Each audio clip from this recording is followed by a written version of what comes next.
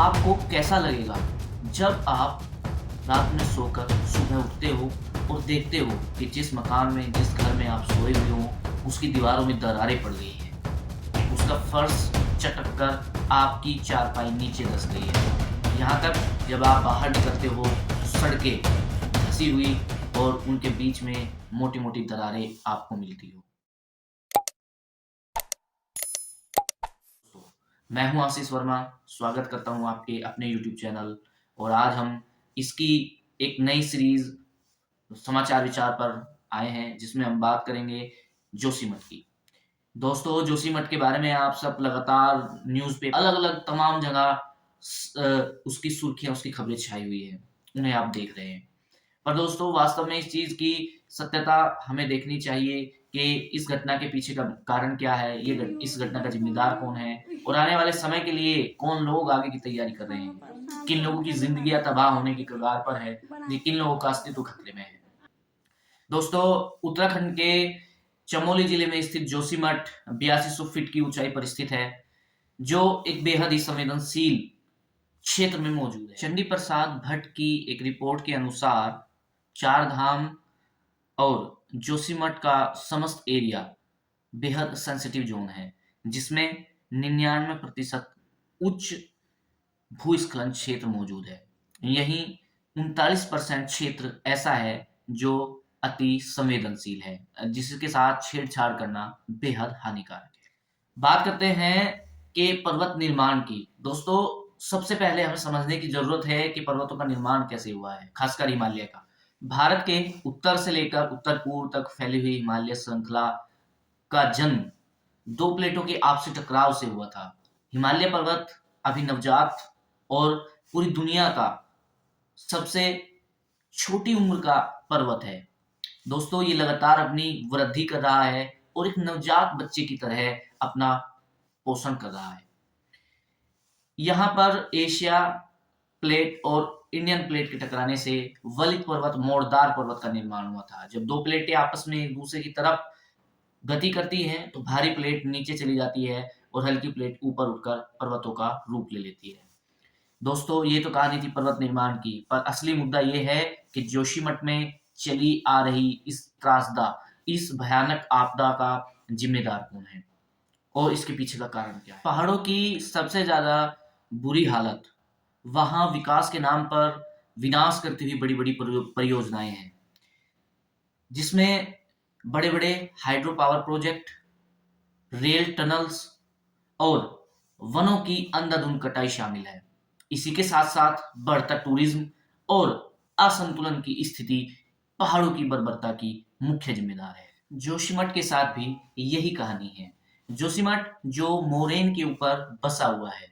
दोस्तों, मोरेन यानी कि ग्लेशियरों और पर्वतों से टूटकर आए मलबे के ऊपर एक शहर बसा हुआ है। यहाँ ये पूरी मजबूत और स्थायी चट्टानों के ऊपर नहीं मौजूद है, ये मलबे के ऊपर, अवसादी चट्टानों के ऊपर मौजूद है, जो वास्तव में बेहद संवेदनशील क्षेत्र है। इन्हीं सबको मद्देनजर रखते हुए बहुत पहले 1976 में एमसी मिश्रा कमीशन द्वारा इस बात को बता दिया था, जिसमें उन्होंने कहा था कि इस क्षेत्र को संवेदनशीलता के मामले में सबसे ऊपर रखा जाएगा और यहाँ भारी भरकम पावर प्रोजेक्ट, खदानें और टनल जैसे भारी काम नहीं किए जाने चाहिए, जो इस क्षेत्र की सेहत के लिए अच्छे नहीं हो। सरकार ने इन सब को नजरअंदाज करते हुए बड़े बड़े हाइड्रो पावर प्रोजेक्ट और टनल जैसे भारी भरकम कार्यों को मंजूरी दे दी। आखिर सरकार को जब चेतावनी पहले से ही मिली हुई थी, तो फिर ये इतना भारी रिस्क लेने की क्या जरूरत थी। कहीं इसमें मोटे मोटे लोगों का मोटा मोटा कमीशन तो शामिल नहीं था। दोस्तों, यहीं पर एक और हाइड्रो पावर प्रोजेक्ट बन रहा है, जो एनटीपीसी के नाम से जाना जाता है, यानी कि Tapovan Vishnugad hydro power project, जो 520 मेगावाट बिजली उत्पादन का केंद्र है। यहाँ पर धौलीगंगा से पानी लाने ले जाने की व्यवस्था के लिए 12 किलोमीटर लंबी एक टनल बननी थी, जिसकी 6 किलोमीटर की एक ओर से खुदाई हो चुकी है और दूसरी ओर से 2 किलोमीटर की खुदाई हो चुकी है। बीच के बचे 4 किलोमीटर के क्षेत्र में वहां टीबीएम टनल बोरिंग मशीन फंसी हुई थी। तो स्थानीय लोगों का बताना है कि 3 जनवरी को वहां पर भयानक विस्फोट किया गया ताकि टीबीएम को आगे बढ़ाया जा सके। इसी के साक्ष्य मारवाड़ी क्षेत्र में रहने वाले प्रकाश सती, जो एक होटल में काम करते हैं, वो बताते हैं। रात के समय 2 बजे 3 जनवरी 2023 को उन्हें भूकंप महसूस हुआ। सामान्य सोचकर वो सो गए। सुबह उठकर जब उन्होंने देखा तो पाया कि उनके मकान में, उनके होटल में दरार आ चुकी है और सड़कें फटकर धंस चुकी हैं। इसी की पुष्टि करते हुए एक किसान सूरज ने बताया कि दिसंबर के अंत में उनके खेत में बारीक दरारें पड़ी। सामान्य मानकर उन्होंने उनको भर दिया और 3 जनवरी के दिन वे दरारें चौड़ी हो गई, उनकी खेत की जमीन धंस गई। दोस्तों, ये बयान डाउन टू अर्थ पत्रिका का है, जिसमें इन दोनों लोगों ने अपनी बात को कहा है। इसी के साथ साथ दूसरी चीज ये है कि 7 फरवरी 2021 को ऋषिगंगा में जो बादल फटा था और वहां बन रही टनल में पानी भर गया था, जिसकी वजह से 200 से ज्यादा लोग मारे गए थे। एक कारण यह भी बताया जा रहा है कि वही टनल का पानी अब लगातार रिस रहा है, जो जेपी कॉलोनी के गेट के बराबर में मौजूद दीवार को फाड़कर बेहद तेजी से रिस रहा है। ये काला मटमैला पानी कहां से आ सकता है? लोगों की संभावनाएं हैं कि ये काला मटमैला पानी उसी टनल का है, क्योंकि इसमें रेत और बालू मौजूद है। इन सारी चीजों को देखते समझते हुए भी सरकार क्यों इन सब पावर प्रोजेक्ट को मंजूरी देती है? हाल ही में 66 टनल उत्तराखंड में खोदी जा रही है, तो क्या ये पहाड़ों को छलनी करने का काम नहीं कर रही है? स्क्रीन पे दी गई रिपोर्ट से आप इस बात का अंदाजा लगा सकते हैं कि सरकार की मंशा और विकास के नाम पर बढ़ता ये विनाश किन लोगों के लिए है, और जहां पर आम आदमी को कुछ नहीं समझा जाता। दोस्तों, रिपोर्ट में 11 जनवरी 2023 को रात के 2 बजे भी काम चला हुआ है। लगातार बड़ी-बड़ी मशीनें पहाड़ खोद रही हैं और एक तरफ दूसरी मशीनें पत्थरों को एक साइड से दूसरी जगह ले जा रही हैं। इतनी भयानक कंडीशन होने के बावजूद भी उस पहाड़ को खोदा जा रहा है। दोस्तों, ये आपदा सीधे तौर पर मानव द्वारा पैदा की गई है। ये कह सकते हैं कि इंजीनियर द्वारा पैदा की गई है, और जिसके पीछे का कारण है सरकार की नजरअंदाज करने की प्रवृत्ति और आम लोगों को महत्व ना देने की प्रवृत्ति। यही सब देखते हुए एक और तो इन सभी चीजों को हमारा हिमालय झेल रहा है, दूसरा बढ़ते जलवायु परिवर्तन की मार भी उसे लगातार कमजोर कर रही है।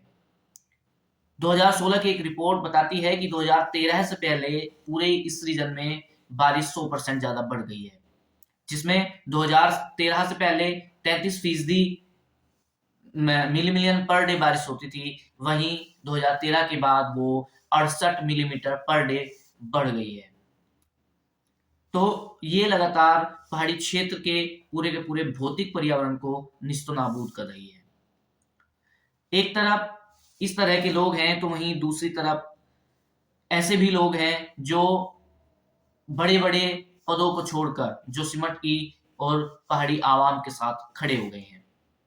रवि चोपड़ा जो स्पेशल ब्रांच में कार्यरत थे, उसे छोड़कर अब जोशीमठ के लोगों के साथ है। वहीं दूसरी ओर अतुल सती जैसे पत्रकार भी इस काम को बेहद सजग से कर रहे हैं। परेशानियां हम सभी की हैं, तो दोस्तों हल भी एक साथ बैठकर ही किया जा सकता है, क्योंकि चंद लोगों के मुनाफे के चक्कर में इतनी बड़ी आवाम अब तबाही की कगार। जोशीमठ पिछले 7 महीनों में 9 सेंटीमीटर ही धंसा था, पर आज लगभग 12 दिनों में वो 5.4 सेंटीमीटर धंस चुका है। पहाड़ कोई ऐसी चीज नहीं है जिसे आप टेप लगाकर या उसका मरम्मत करके आप उसे रोक सकते हो। वो नेचुरल रूप से जमा बसा एक चट्टान है। अतुल सती वो हैं जो लगातार वहाँ की आवाम को इकट्ठा कर रहे हैं और उनके अस्तित्व पर आ रहे खतरे के बारे में उन्हें आगाह कर रहे हैं। अतुल सती जैसे पत्रकार और पर्यावरणविद जो पिछले लंबे समय से जोशीमठ के बिगड़ते हालातों के बारे में सरकार को बता रहे हैं।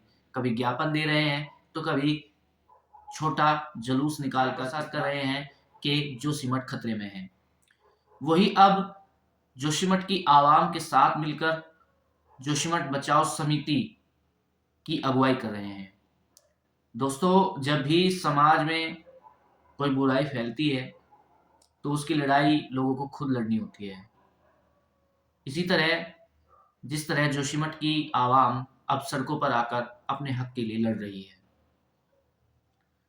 सवाल आप सभी लोगों से है कि जब हम लोगों की समस्याएं एक जैसी है, तो फिर हम लोग एकजुट होने में इतना समय क्यों लगाते हैं? क्यों हम तब उठकर चलते हैं जब बेहद देर हो जाती है? हाल ही की मौजूदा तस्वीरें बता रही है कि स्थानीय लोगों ने एनटीपीसी का जबरदस्त विरोध कर दिया है कि अब कोई और दूसरा जोशीमठ ना हो, क्योंकि खतरे की चपेट में अभी पूरा का पूरा क्षेत्र आने की संभावनाएं हैं।